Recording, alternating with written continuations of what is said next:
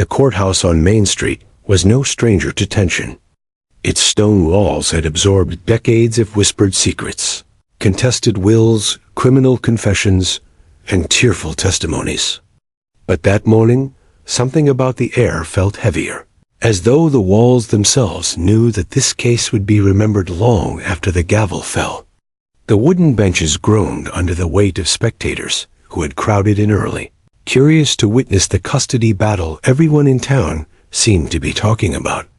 Custody hearings rarely drew such attention, but whispers had circulated for weeks. The case wasn't just about parental rights. Rumors suggested hidden crimes, dangerous connections, and truths no one wanted spoken aloud. At the front of the courtroom, the judge, a stern woman with silver hair, pulled tightly into a bun, adjusted her glasses as she sorted through the day's files. Judge Harriet Moore had presided over her share of scandals, but the way the attorneys avoided eye contact and the way deputies lingered near the door made her feel something more lurked beneath the surface. At the center of it all sat a little girl just 3 years old. She clutched a worn stuffed bunny, its fur matted and its ear half detached, as though it had been through battles of its own. Her small frame looked even smaller in the wooden chair beside her guardian. She didn't fidget like most children would. She didn't cry or babble. Instead, her wide brown eyes darted around the room, studying everything with unnerving focus for someone her age. Most people dismissed toddlers in courtrooms as symbols rather than participants. They were too young to understand, too innocent to bear witness to the ugly realities being debated over their heads. And in most cases, that was true. But this child, this tiny observer, carried herself differently. Sitting not far from her was a large German Shepherd police dog, his black and tan coat gleaming under the courtroom's harsh lights. Officer Rex, as he was known, had been trained not only in narcotics detection, but also as a comfort canine, often stationed in family court to calm nervous children. His handler, Officer Daniels, kept a firm but gentle grip on the leash. Rex's presence was meant to be routine, even comforting. The courtroom, however, was anything but routine. The plaintiff's attorney shuffled a stack of documents, clearing his throat dramatically, as if to remind the gallery that this was a serious proceeding. The defense attorney leaned back in his chair, confidence oozing from his smirk. Every so often, he glanced at the little girl as though daring her to look back. She didn't. Her gaze kept returning to the dog. "Court is now in session," Judge Moore declared, her gavel striking once against the block.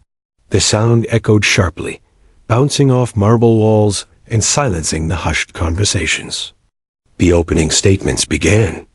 The plaintiff's lawyer painted a picture of concern, alleging neglect and unsafe conditions. He spoke of instability, of people entering and leaving the child's life in ways no toddler should endure. His words were pointed but careful, as though tiptoeing around something more sinister he couldn't quite say out loud. The defense, in turn, spoke with charm and ease. Their attorney dismissed the claims as exaggerations, characterizing the guardian as a devoted caretaker unfairly maligned.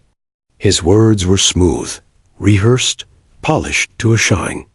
He kept returning to a single refrain: "There is no evidence." And maybe, without realizing it, everyone in the room believed that. After all, the only potential witness was a girl too young to form full sentences, too shy to speak in a room full of strangers. She sat quietly, her tiny hands still clinging to her bunny, her legs swinging slightly above the floor. Yet she was listening. Every raised voice made her shrink slightly. Every sudden laugh made her eyes flicker toward the sound. But her most consistent focus remained on Rex, the German Shepherd. The way his tail flicked against the floor. The way his ears rotated at every noise. The way he glanced back at her from time to time, calm but alert.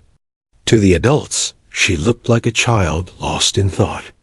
But inside her mind, Memory she couldn't fully explain pressed against her silence.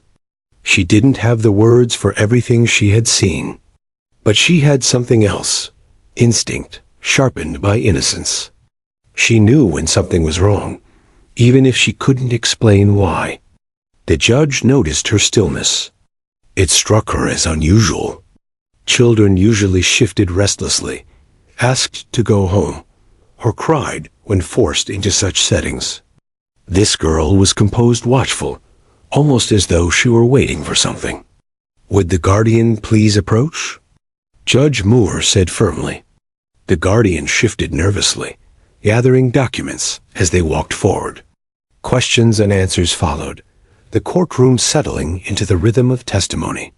But for all the movement, all the talk, the focus never drifted far from that little girl.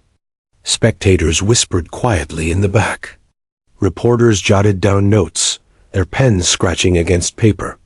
Deputies exchanged glances at subtle cues from their captain. There was an expectation building, though no one could quite name it. The girl hugged her bunny closer and leaned slightly forward, her eyes on the briefcase sitting near the defense attorney's chair. Her brow furrowed. Something about it made her stomach tighten, though she didn't know why. She looked at Rex. The dog, sensing her gaze, raised his head and blinked at her, then lowered it again. It was a small moment, one almost invisible to the adults preoccupied with arguments. But in that brief exchange between a child and a dog, something shifted in the air. The kind of shift that precedes a storm no one sees coming. For now, the courtroom pressed on, its players oblivious to the truth, sitting silently at their feet. The judge called for the first witness. The bailiff swore them in, the oath echoing across the chamber. Questions began. Answers stumbled.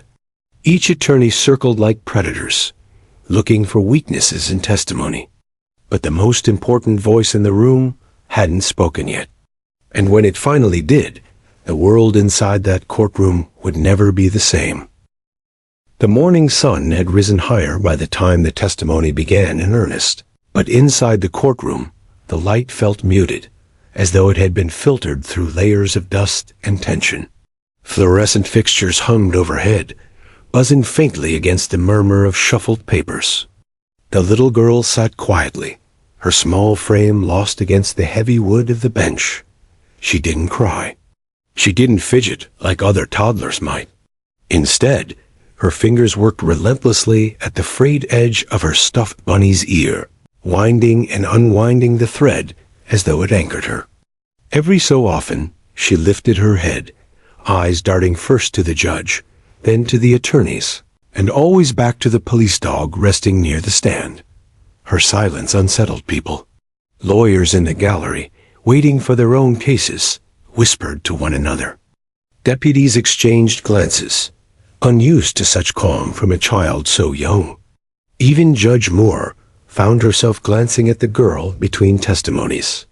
Most children in custody hearings expressed their discomfort loudly through tears, tantrums, or pleading for a parent. This child simply watched. The plaintiff's lawyer pressed forward with questions to a neighbor who had been called as a witness. The neighbor spoke of nights when shouting echoed through thin apartment walls, of the child's cries heard long after midnight, of strangers coming and going. The defense attorney objected frequently, his interruptions sharp and almost mocking, and more than once the judge had to remind both sides to stay on track. Through it all, the girl remained still. When the voices rose, she shrank into her chair, slightly, clutching her bunny tighter, her knuckles whitening. When the courtroom grew quiet again, she peeked up cautiously, eyes scanning the room like radar. No one noticed the way her gaze lingered on certain objects. The defense attorney's briefcase, the shifting of a deputy's belt, the dog's steady breathing. To most, her stare was meaningless. To her, it was how she made sense of a world far too large and confusing. Officer Rex, the German shepherd, shifted occasionally, his tail thumping softly against the floor. His handler, Officer Daniels, gave. subtle reassurances through the leash, though the dog hardly needed them. He had worked enough cases to understand moods, and something about this child's stillness made him unusually alert. Dogs like Rex thrived on cues, and the girl's unspoken energy seemed to radiate toward him. "Would you like the child removed?" During these proceedings, the defense attorney asked at one point, his tone dripping with false concern. "No," Judge Moore replied, her voice firm. "She is a central figure here, whether she speaks or not." The attorney smirked, leaning back, but his eyes flicked briefly to the little girl. It wasn't the look of pity one gave a child. It was something else, something measured, almost wary. The girl avoided his gaze. Instead, she leaned sideways until her shoulder pressed against her guardian's arm. The guardian stroked her hair, absent-mindedly, focused on the questioning. At the front of the room, missing the way, the child's eyes had darkened with unease. Minutes stretched. Witnesses cycled in and out. Arguments sparked like flint against stone, quickly quenched by the judge's gavel. Yet for all the noise, the girl never spoke. She could have. She knew some words, enough to string together feelings in simple ways. But inside her chest, fear built like a wall. She had been told, once warned, really, that speaking up could bring trouble. Little voices, she had been taught, weren't supposed to interrupt the big ones, so she said nothing. But her silence wasn't empty. It carried weight. People in the gallery noticed, even if they couldn't articulate why. The child's stillness, her watchful eyes, made them uncomfortable in a way loud tantrums never could. She wasn't passive. She wasn't oblivious. She was absorbing everything. When recess was called, benches creaked as people stretched and muttered to each other. The girl stayed in her seat, watching. Her guardian offered her a sip of water, which she accepted with tiny hands, drinking carefully before setting the cup down. Then, with a glance at the dog, she shifted again. Rex's ears pricked up. The girl stared at him for several seconds, then tilted her head. He tilted his in return, as though recognizing a language deeper than words. She leaned forward slightly, lips parting, then stopped herself. Instead, she hugged her bunny tighter, burying her face briefly in its fur. Officer Daniels noticed. He had worked with children enough to understand that silence could be louder than noise. He kept a close eye on her, noting how her gaze wasn't wandering randomly. It kept returning to the same spot, the defense attorney's briefcase. Inside her mind, something stirred. She didn't know how to explain it, but she remembered hearing grown-up words whispered at night when she wasn't supposed to listen. She remembered the shape of bags, the way people reacted to them, the hurried movements that made her tummy twist with fear. And when she saw that briefcase sitting on the floor by the attorney's feet, something about it made her chest tighten.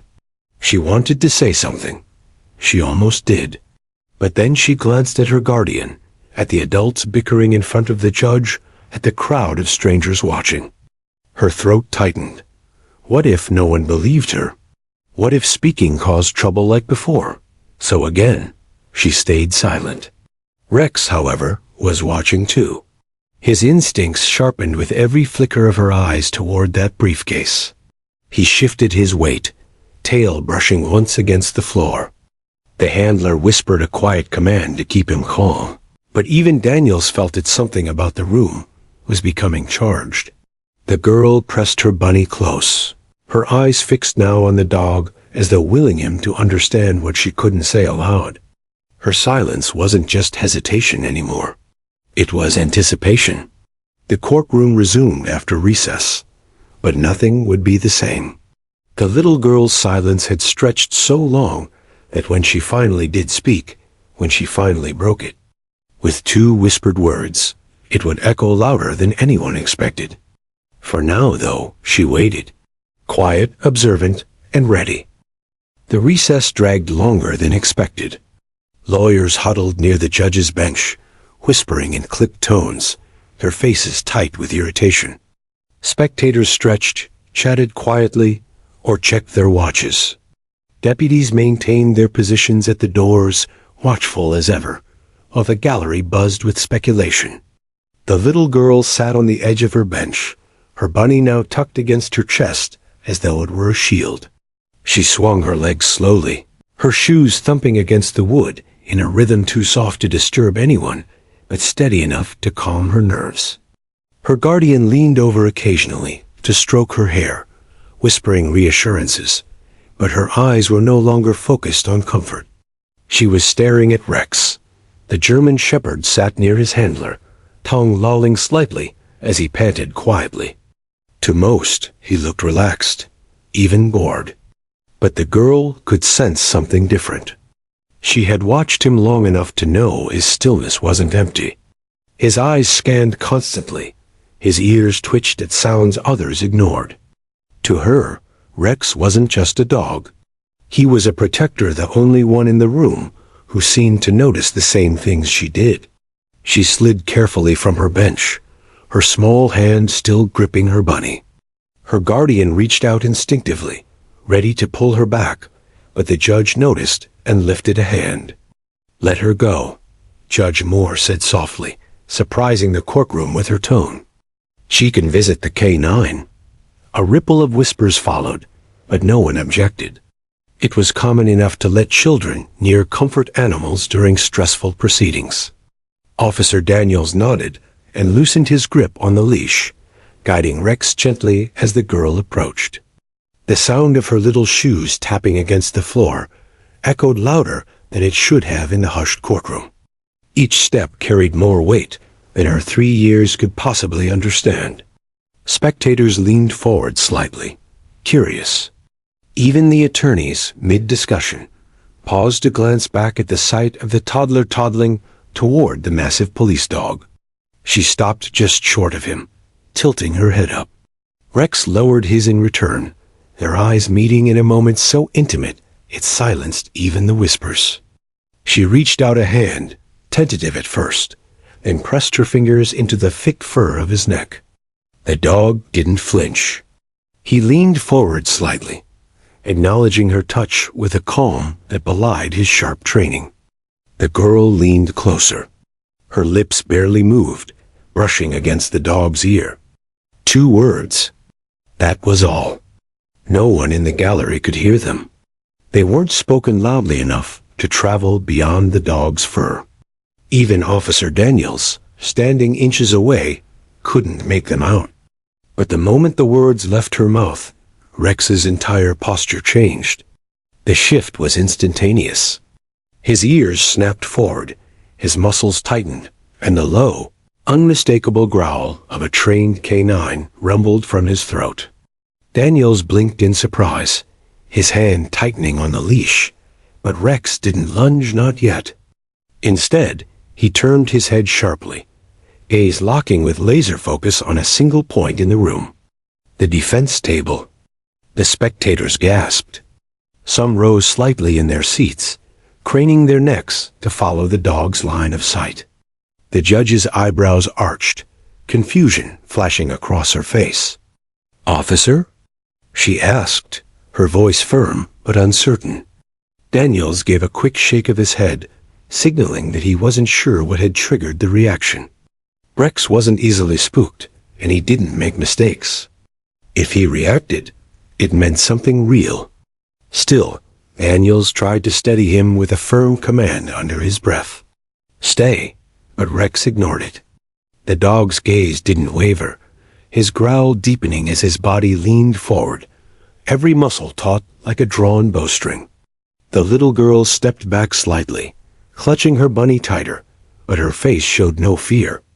Instead, she looked almost relieved, as though she had finally handed a secret to someone who could act on it. The defense attorney chuckled nervously, shifting in his seat. "Really, Your Honor? Are we letting a dog interrupt proceedings now?" His voice was sharp, intended to cut through the growing unease. But no one laughed with him. The girl's guardian stood, alarm flashing across their face. The plaintiff's lawyer froze, his eyes darting between the child and the dog. The gallery murmured louder, deputies tensing as they placed hands near their belts. The judge's gavel struck once. "Order," she barked, though her own voice carried an edge of uncertainty. "Officer Daniels, what is happening with your canine?" Daniels swallowed, his jaw tight. "Your Honor, I don't know yet. But he doesn't react without cause." "Cause?" The defense attorney snapped. "It's a dog. Children whisper nonsense all the time. My briefcase probably smells like lunch." But the words were drowned out by Rex's sudden lunge. The leash strained against Daniels's grip as the German shepherd surged forward, teeth bared not in attack, but in fierce determination. The gallery erupted with startled cries. Deputies rushed forward instinctively, hands extended, unsure whether to restrain the animal or follow its lead. Daniels shouted a command, but Rex refused to yield. His paws skidded against the polished floor as he dragged his handler closer to the defense table. His growl became a bark, loud, sharp, and so powerful it rattled the silence left in its wake. The girl flinched at the sound but didn't cry. Instead, she whispered into her bunny's ear, rocking slightly on her feet. Her eyes never left Rex. All at once, the air inside the courtroom shifted. This wasn't a random outburst. This wasn't a child's game. Something had just been uncovered, something no one in that room had expected. And it had all started with 2 whispered words. The growl reverberated across the courtroom, low and guttural, the kind of sound that made even the most confident men instinctively stiffen. Rex had locked onto the defense table, his body taut, ears forward, eyes burning with laser focus. The leash stretched to its limit as Officer Daniels leaned back, using every ounce of his strength to restrain the 75 pounds of determined muscle pulling against him. "Control your dog," the defense attorney snapped, his voice sharp with irritation but quivering slightly at the edges. He pulled his briefcase closer with one hand, as though protecting it from the shepherd's relentless gaze. "Rex, heel." Daniels barked. His command was crisp, the kind drilled into both handler and dog through endless hours of training. But Rex didn't move. He ignored it completely, his paws scraping against the polished wood floor as he strained forward again. Another bark thundered from his chest, louder this time, echoing like a gavel strike. The judge slammed her actual gavel down. Order. But there was no order. Not anymore. The gallery had erupted into whispers, gasps, and uneasy movements. A woman near the back clutched her purse to her chest, as though the chaos might spill into the crowd. A man leaned forward, whispering urgently to the person beside him. Deputies at the door stiffened, one of them already moving toward the defense table. The little girl, however, didn't flinch. She remained by her guardian, Bunny clutched tightly in her arms, eyes wide but calm. She had seen this coming. She had whispered her truth into the only ear she trusted, and now she watched it unfold.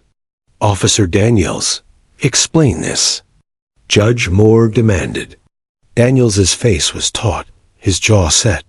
"Your Honor, I can't control him because he's alerting." "Alerting?" "He's trained to detect narcotics, explosives, or contraband. If Rex is reacting, there's something here." Gasps rippled through the courtroom like a wave crashing over the gallery. "That's absurd."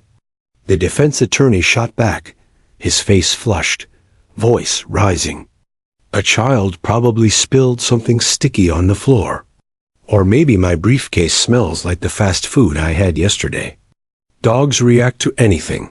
Before he could finish, Rex lunged again, his nose pressing hard against the side of the attorney's leather briefcase. He pawed at it, nails scraping noisily, refusing to back down. His barks now came rapid, sharp, impossible to ignore. The attorney jerked the case off the ground, holding it protectively against his chest. That was a mistake. Every deputy in the room surged forward at once. The sudden movement transformed the courtroom from tense to chaotic. Spectators gasped, some rising to their feet, others pulling back in alarm. The judge shouted for order again, her gavel pounding, but no one was listening. "Put the bag down." One deputy barked, his voice as sharp as a crack of lightning. The attorney's eyes darted wildly around the room. His confident smirk was gone, replaced with something rawer fear. "This is illegal," he shouted. "You can't search my private property without a warrant. This is harassment." But the dog wouldn't relent. He strained forward, barking with a fury that rattled the very walls. Daniels had to brace himself, his boots sliding slightly on the floor, sweat beading on his forehead. Rex wasn't giving up. Whatever was inside that briefcase, it wasn't food scraps. Judge Moore's face hardened. "Deputies, secure the briefcase." The order landed like a hammer blow. 2 deputies closed in, hands extended. The attorney tried to twist away, clutching the case tighter, but a 3rd deputy intercepted, grabbing his arm. The gallery gasped louder as the attorney stumbled, half pulled, half dragged back toward the table. "This is an outrage," he shouted, his voice cracking under the strain. "You have no right." This is... The words choked in his throat as the briefcase was wrenched from his grip. Rex barked again, pawing and lunging, Daniel struggling to hold him back while the deputies set the case down on the table. The sound of the metal latches clicking open cut through the courtroom like a knife. Everyone leaned forward. The lid creaked back. Inside, under layers of legal pads and folders, were tightly wrapped plastic packets, their white contents unmistakable even to the untrained eye. A hush fell over the courtroom, so heavy it felt suffocating. For a long moment, no one moved. No one breathed. Then the murmurs began. Gasps. Whispers. A low, rolling tide of disbelief. "Oh my God, is that? It can't be." Daniels didn't need confirmation, but he gave it anyway. "Cocaine." Rex has indicated accurately. The judge's gavel slammed down again, her voice cutting through the chaos. Silence in this courtroom. But silence was impossible. The gallery had exploded into frantic whispers, reporters scribbling so furiously their pens nearly tore the paper. Deputies tightened their grips on the defense attorney, who was now stammering incoherently, his face pale, sweat dripping down his temples. The little girl clutched her bunny tighter, pressing her face into its soft fur. She didn't smile. She didn't cry. She simply rocked slightly in her seat, as though the storm around her was something she had already seen before. Judge Moore leaned forward, her eyes blazing. "Mr. Harlan," she said, addressing the defense attorney by name, "you will explain immediately why this evidence has been brought into my courtroom." But he had no explanation. Only denial. It's not mine. I don't know how that got there. This is a setup. Cuff him, the judge ordered. The clink of metal handcuffs snapped around his wrists as deputies pulled him back from the table. Rex's barking slowed, his job done. The handler gave him a firm pat, murmuring a quiet "good boy," as the shepherd finally relaxed, sitting back on his haunches with calm authority. The courtroom was no longer a place of routine custody hearings. It had become a crime scene, an eruption of hidden truths spilling into daylight. And at the center of it all was a little girl, her whispered words the spark that lit the fuse. She hadn't pointed fingers. She hadn't shouted accusations. All she had done was lean close to Rex and whisper, "Bad bag?" 2 words. That was all it took. No, nothing in that courtroom would ever be the same again. The sound of the handcuffs clicking shut still echoed in the air when Judge Moore leaned back in her chair, eyes burning with disbelief. What had started as a routine custody hearing had detonated into a scandal that would make headlines before the sun set. The defense attorney, once the picture of smug control, was now red-faced and trembling, his wrists bound, his briefcase exposed for the courtroom to see. The white packets on the table gleamed under the harsh fluorescent lights. Each one was sealed tight, stacked with unnerving precision.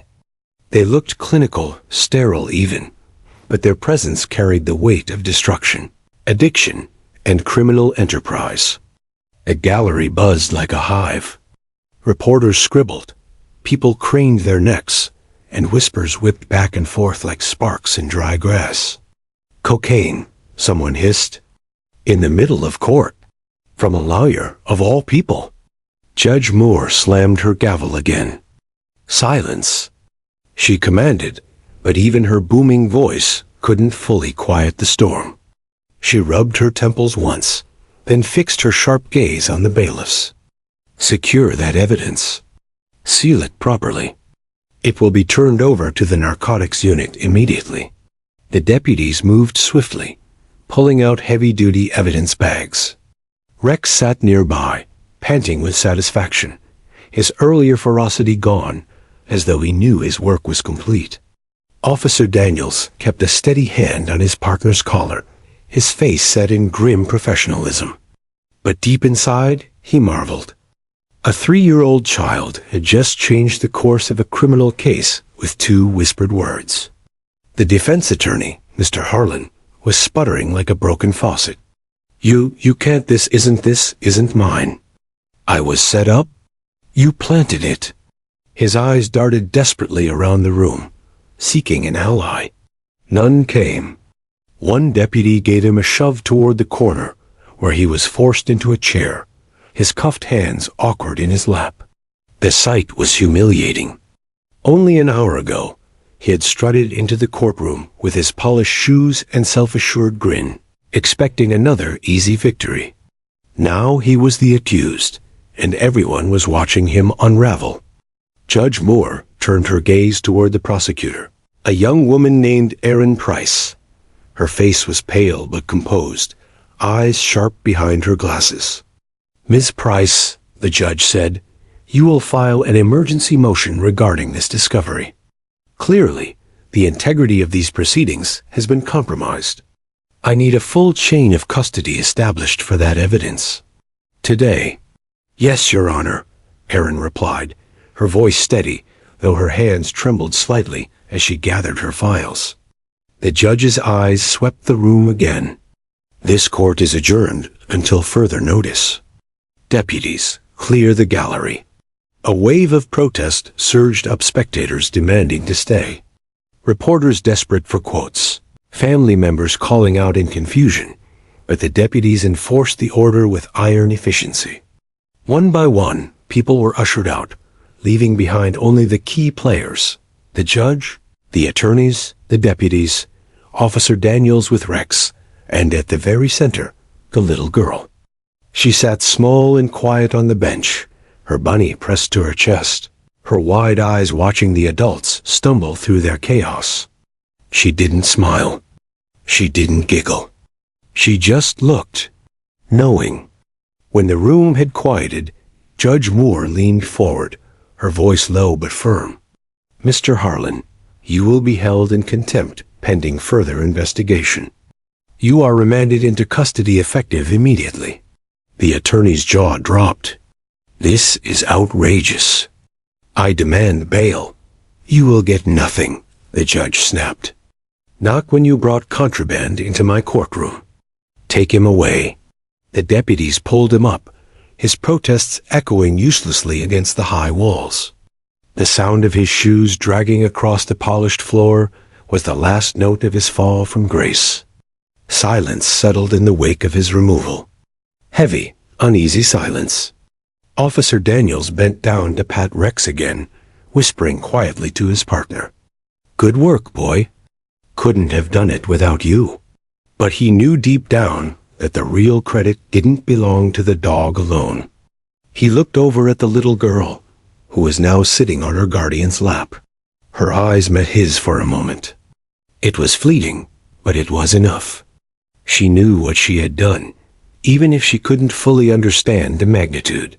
Judge Moore broke the silence. "Officer Daniels, I want a full report from you. Every detail. I also want to know how this child knew to alert your dog." Her eyes flicked toward the girl. "That is no coincidence." The guardian shifted uncomfortably in her seat. "Your Honor, she doesn't always talk. Sometimes just a word or two. She's been through so much. But today, she said something about the bag." The judge's sharp eyes softened slightly, but only for a heartbeat. "Then she may have just saved us from a far greater disaster." Daniels nodded gravely. "She trusted Rex. That's what made the difference." The judge sat back, folding her hands. Trust is rare these days. And this courtroom just witnessed why it still matters. In the distance, faint sirens began to wail. The narcotics unit was on its way. The evidence would soon be out of their hands, but the damage was already done. The case had shifted, the power dynamics shattered. For the little girl, though, none of that mattered. She nestled against her guardian's chest, her bunny safe in her arms. She had done what she needed to do. She had whispered the truth. And now, the adults could sort out the chaos. What no one realized yet was that the storm had only begun. The drugs in Harlan's briefcase weren't just damning evidence against him. They were a thread that, once pulled, would unravel a much larger web. And at the center of that unraveling was a child who had spoken 2 small words. The courthouse emptied slowly that afternoon, but the ripple effects spread outward like shockwaves.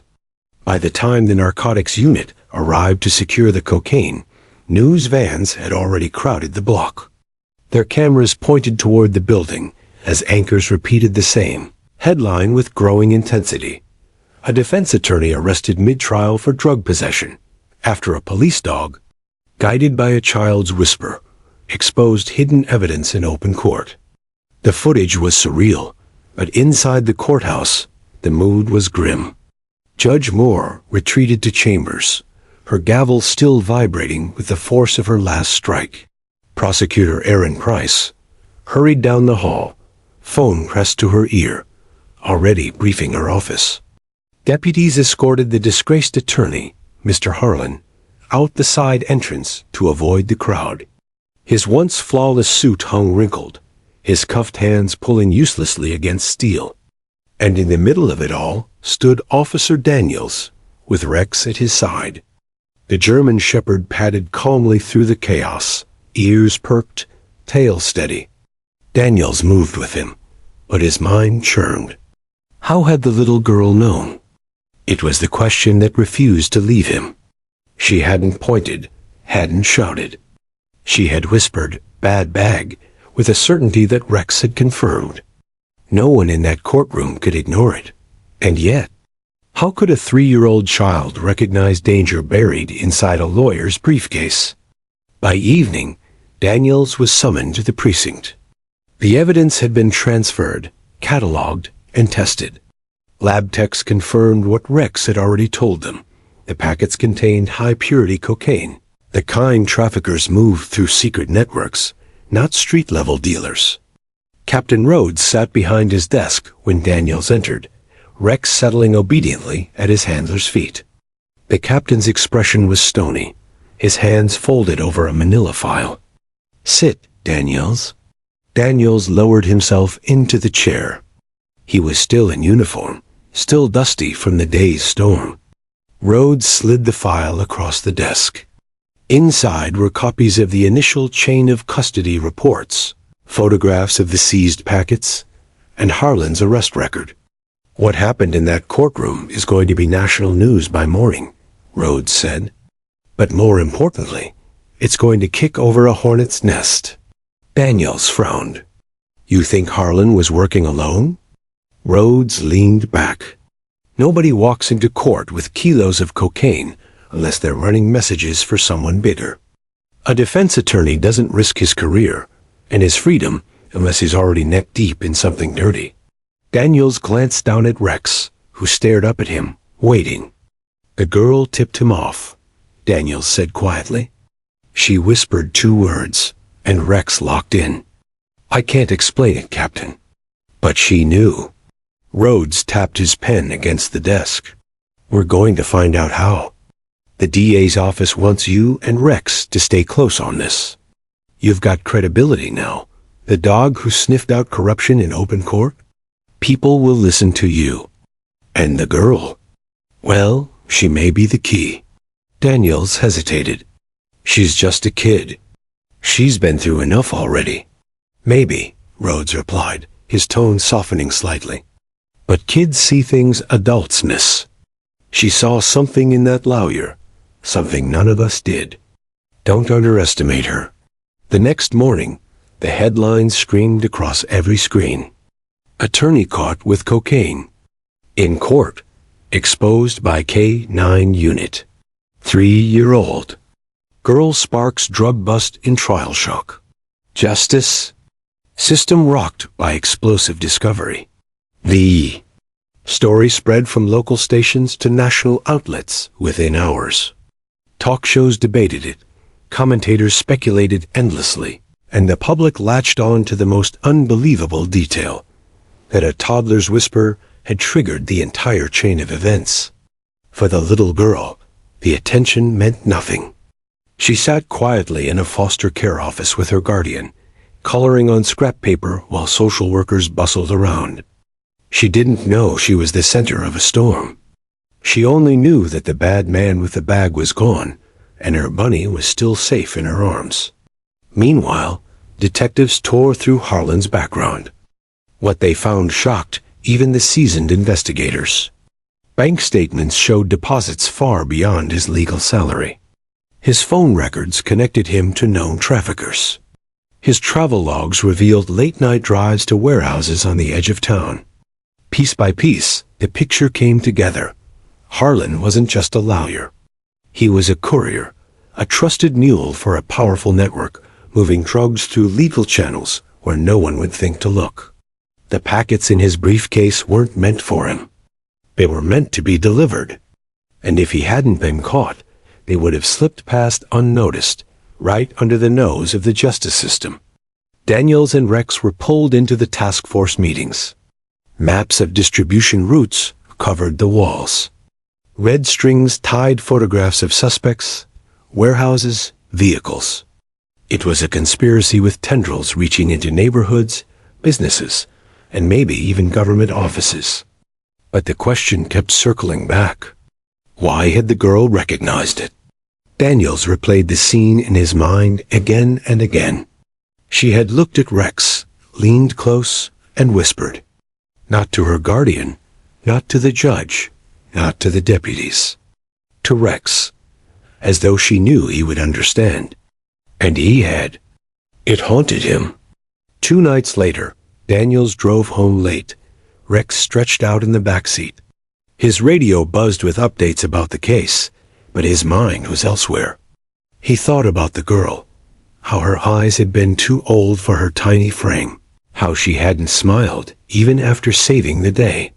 He wondered what she had seen in her short life to make her whisper, "Bad bag," with such certainty. As he turned into his driveway, his phone rang. It was Captain Rhodes.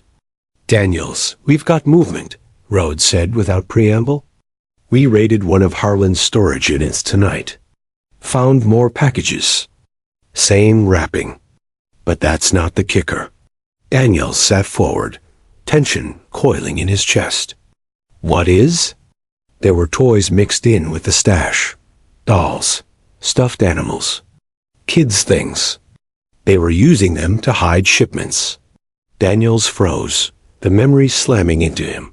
The girl clutching her bunny, holding it like her life depended on it. "Captain," he said slowly, "I think I know why she recognized it." There was a long pause on the line. Then Rhodes's voice, heavy and grim. "We need to hear it. Tomorrow morning. Bring Rex and Daniels. Bring the girl too." Daniels closed his eyes, his hand tightening on the steering wheel. He knew then that the child's story wasn't over. In fact, it was just beginning. The precinct conference room was unusually quiet the next morning. No hum of chatter, no idle jokes. Just the scrape of chairs and the rustle of files as detectives gathered around the table. On the wall, photographs of seized drugs and storage units lined up in grim rows. Evidence bags sat in neat stacks, each one tagged and catalogued. At the far end of the table, Captain Rhodes leaned forward, elbows resting heavily on the wood. His eyes scanned the room, pausing when Officer Daniels entered with Rex at his side. Behind him came the child and her guardian, the little girl holding her bunny so tightly its ears bent flat. The room fell silent. Hardened detectives who had seen every kind of crime shifted uncomfortably in their seats. There was something disarming about a toddler sitting among case files and contraband photographs, her wide eyes darting curiously around the room. Daniels guided her gently to a chair beside him. Rex settled at her feet, resting his massive head near her shoes. The girl smiled faintly, stroking his ears, as though she'd found her anchor. Rhodes cleared his throat. We've uncovered enough to know this isn't just about Harlan. He was a courier in a larger operation. They used briefcases, files, and children's toys to move narcotics under the radar. The seizures from last night's raid included dolls, stuffed animals, and clothing stitched with hidden packets. He paused, his eyes landing on the little girl. That's why we need to hear her story. Somehow, she recognized what even trained adults missed. The guardian looked uneasy, her hands tightening in her lap. She doesn't talk much, she warned softly. When she does, it's bits and pieces, but I'll try. Daniels leaned closer, his voice calm and steady. It's okay, he told the child. You don't have to be scared. You can just tell us what you remember. You already helped Rex. You were very brave. The girl hugged her bunny tighter. For a long moment, she said nothing. The silence stretched, heavy with anticipation. Then, in a whisper so soft the detectives had to lean forward to catch it, she said, Bunny. Bad. Daniels froze. His heart thudded in his chest. Your bunny? He asked gently. She shook her head. Her tiny finger pointed at the photographs on the wall. Specifically, one showing a stuffed bear with its seams ripped open to reveal plastic packets inside. Bad bunny, she whispered again. The room went still. Rhodes exchanged a sharp look with Daniels. She's seen it before. Daniels swallowed hard. Where? He asked softly, turning back to her. Where did you see the bad bunny? The child pressed her face into her own toy, rocking slightly. When she lifted her head again, her eyes glistened with a sadness no 3-year-old should know. At home, she whispered. Daddy's house. The guardian gasped, covering her mouth. Detectives shifted in their seats. Daniels felt the weight of the words like a stone dropping into water, the ripples spreading outward. Her father? Rhodes asked, his tone sharp. The guardian nodded shakily.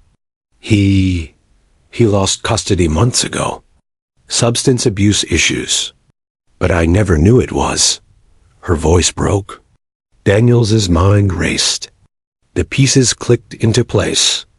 The girl had recognized the smell, the packaging, the way the drugs were hidden inside toys, because she had lived around it. Her whispered warning in the courtroom wasn't random. It was memory. Did your daddy have bad bunnies? Daniels asked carefully, keeping his tone soft, safe. The girl nodded. Bunnies, bears, dolls. She glanced again at the photos, her lip trembling. Men came, took them. Daddy got mad. The silence that followed was suffocating. No detective in the room dared move. This wasn't just testimony. It was a revelation, one that tied the drug network directly to the girl's past. Rhodes straightened, his voice grave. That confirms it. Her father wasn't just using. He was part of the pipeline. Those toys we found weren't just hiding places.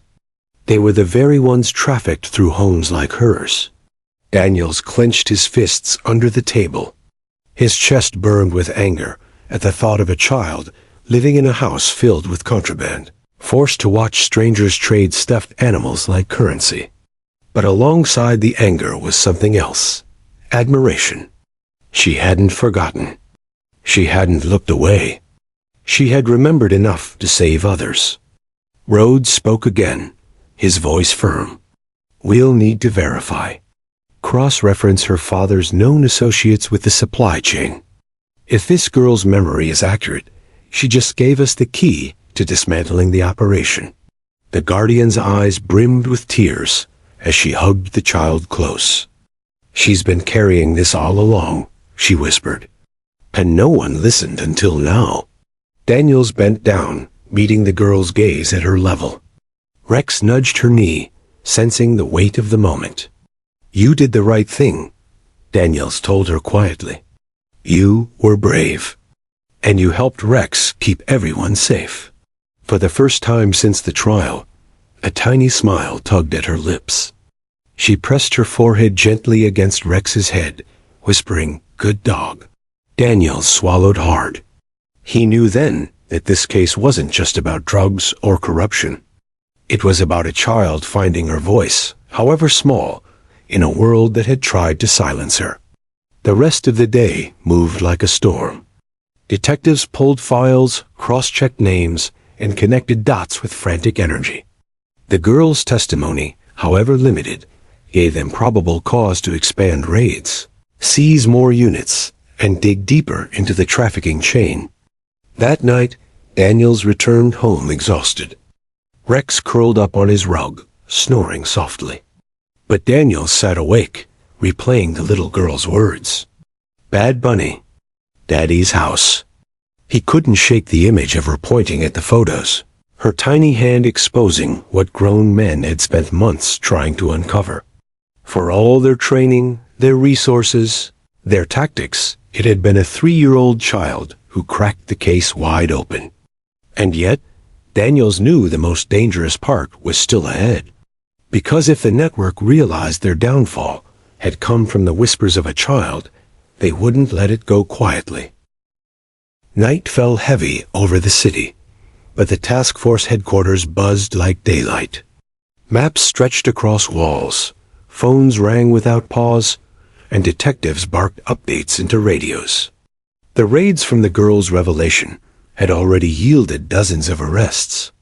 But with every arrest came a chilling truth.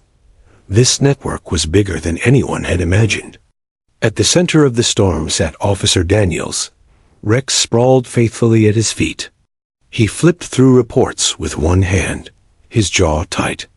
Every page pointed to the same thing. The girl's father had been a mid-level distributor, one of many. The people above him were ruthless, faceless, and now cornered.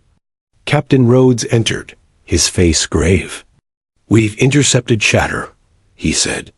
"The higher-ups know Harlan's down, and they know the raids are tied to something that happened in court. Word is they figured out a kid was involved." Daniels' stomach clenched. "She's in danger." Rhodes nodded. "We're moving her to protective custody tonight. No delays." The transfer was arranged quickly. An unmarked SUV pulled up behind the courthouse, its engine idling under dim streetlights. The girl clutched her bunny, eyes wide, as her guardian guided her into the back seat. Daniels climbed in beside her, Rex settling loyally at her other side. "You're safe," Daniels assured her softly. "We won't let anyone hurt you."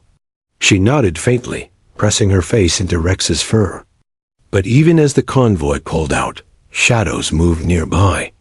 A black sedan lurked at the corner, its headlights dark, engine purring low. 2 men inside watched the SUV disappear into the night. They started their pursuit without hesitation. The first sign came 10 minutes later, headlights appearing too often in the rearview mirror. Daniels noticed immediately. His hand went instinctively to the radio. "Rhodes, we've got a tail," he said. "Copy," the captain's voice crackled back. Units are rerouting to intercept. Keep her calm. But calm was impossible. The sedan suddenly gunned forward, closing the distance. Its engine roared, headlights blazing now, bathing the inside of the SUV in harsh white light. The Guardian gasped. The girl clung tighter to her bunny. Rex lifted his head, a low growl vibrating in his chest.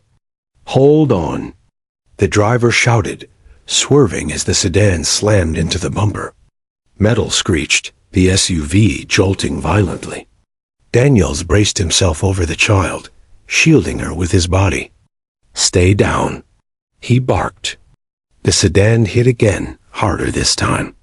The road blurred past, sirens still too far away. The attackers wanted one thing, the girl who had whispered the words that toppled their operation. But they hadn't counted on Rex. The shepherd lunged forward, arcing with explosive fury, his body pressed against the door. His snarls filled the car, primal and terrifying. The girl peeked out from beneath Daniels's arm, whispering again, "Good dog." The sedan swerved alongside, a passenger window rolling down. The glint of metal flashed, a gun. Before the shot could fire, Daniels shoved the child flat to the floor and shouted, "Now!"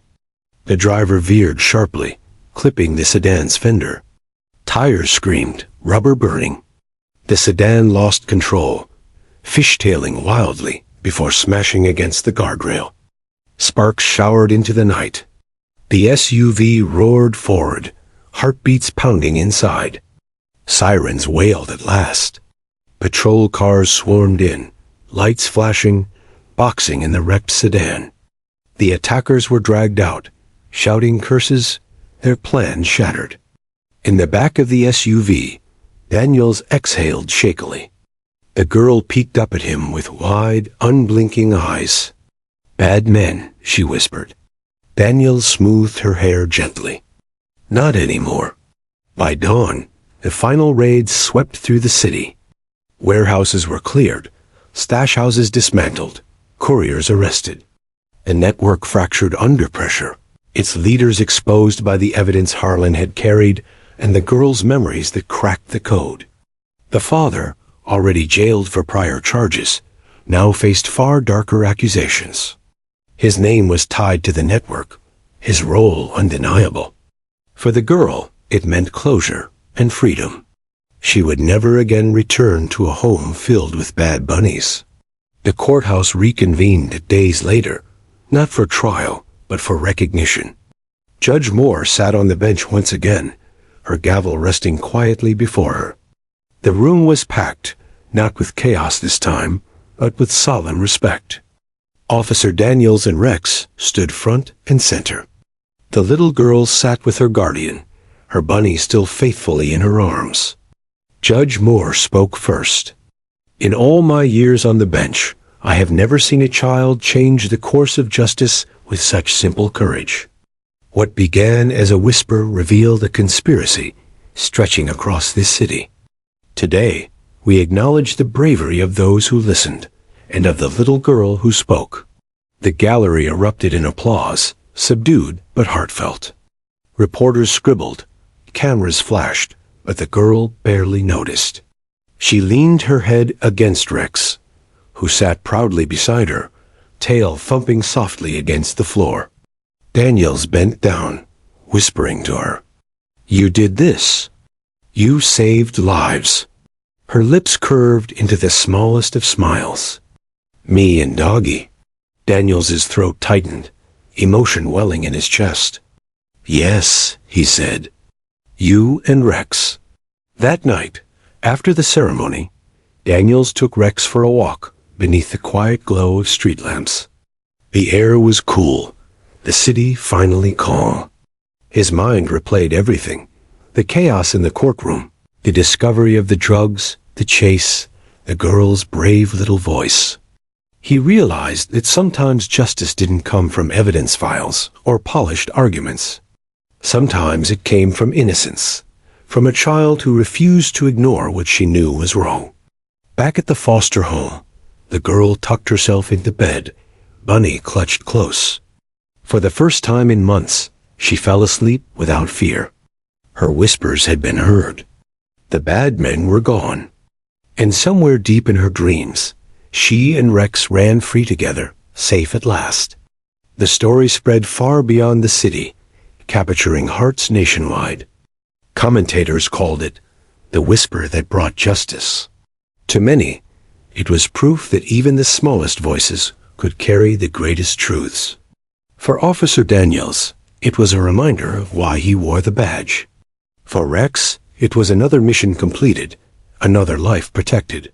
And for the girl, it was the beginning of a new life, one where her voice was no longer silenced, but celebrated. Because sometimes, justice begins with just two words.